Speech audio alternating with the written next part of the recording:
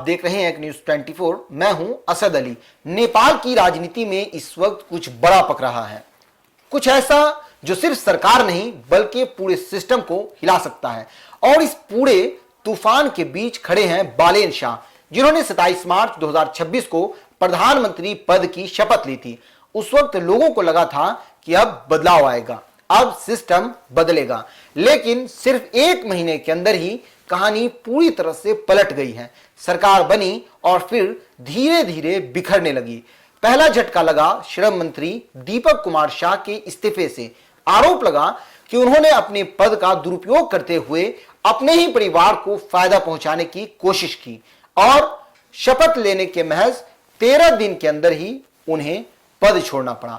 लोगों ने सोचा कि शायद ये एक गलती है और आगे सब कुछ बिल्कुल ठीक हो जाएगा, लेकिन असली झटका तब लगा जब गृह मंत्री सुदुन गुरुंग, जो सरकार के सबसे भरोसेमंद चेहरों में से गिने जाते थे, उनका नाम भी भ्रष्टाचार और आय से अधिक संपत्ति के मामले में सामने आया।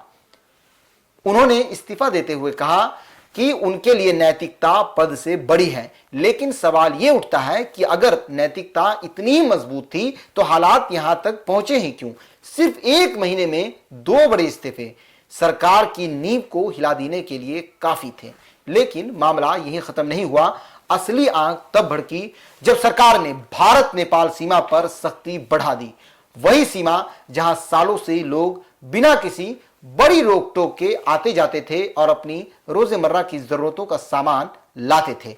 अब वहां नया नियम लागू कर दिया गया कि अगर कोई नेपाली नागरिक 100 नेपाली रुपए से ज्यादा का सामान भारत से लाता है तो उसे कस्टम ड्यूटी यानी भंसार देना होगा। अब जो लोग रोजमर्रा के छोटे छोटे सामान के लिए सीमा पार करते थे, उनके लिए यह फैसला एक बड़ा झटका बन गया। नतीजा यह हुआ कि सीमावर्ती इलाकों में गुस्सा फूट पड़ा। लोग प्रदर्शन करने लगे, लोग सड़कों पर उतर आए, विरोध तेज हो गया और नाराजगी खुलकर सामने आने लगी। इस पूरे मामले पर भारत का विदेश मंत्रालय की भी नजर गई और वहां से बयान आया कि यह कदम तस्करी और अनौपचारिक व्यापार को रोकने के लिए हो सकता है, लेकिन इसका असर आम लोगों पर साफ दिखाई दे रहा है। और तभी कहानी में सबसे बड़ा ट्विस्ट आया जब नेपाल की संसद, जिसे 30 अप्रैल को बुलाया जाना था, उसे बिना सत्र बुलाए ही अचानक स्थगित कर दिया गया। न कोई स्पष्ट कारण, न कोई साफ जवाब, बस एक फैसला और पूरा देश हैरान हो गया। अर्जुन नरसिंह केसी जैसे वरिष्ठ नेताओं ने भी इसे चौंकाने वाला बताया।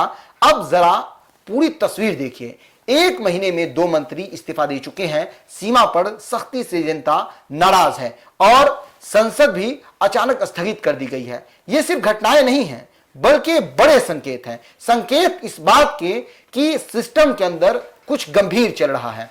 अब सबसे बड़ा सवाल यही है कि क्या बालेन शाह वाकई सिस्टम को सुधारने के लिए सख्त फैसले ले रहे हैं या फिर सिस्टम ही अब उनके खिलाफ खड़ा होने लगा है? क्योंकि राजनीति में सबसे खतरनाक समय वही होता है जब फैसले सही हों लेकिन वक्त गलत हो। और अब आगे क्या होगा, इस पर सिर्फ नेपाल ही नहीं बल्कि पूरा क्षेत्र नजर बनाए हुए हैं। आपकी क्या राय है? अपनी राय कमेंट्स में जरूर दीजिएगा। फिलहाल इस पेशकश में इतना ही। आई की खबरों के लिए देखते रहिए न्यूज़ 24। धन्यवाद।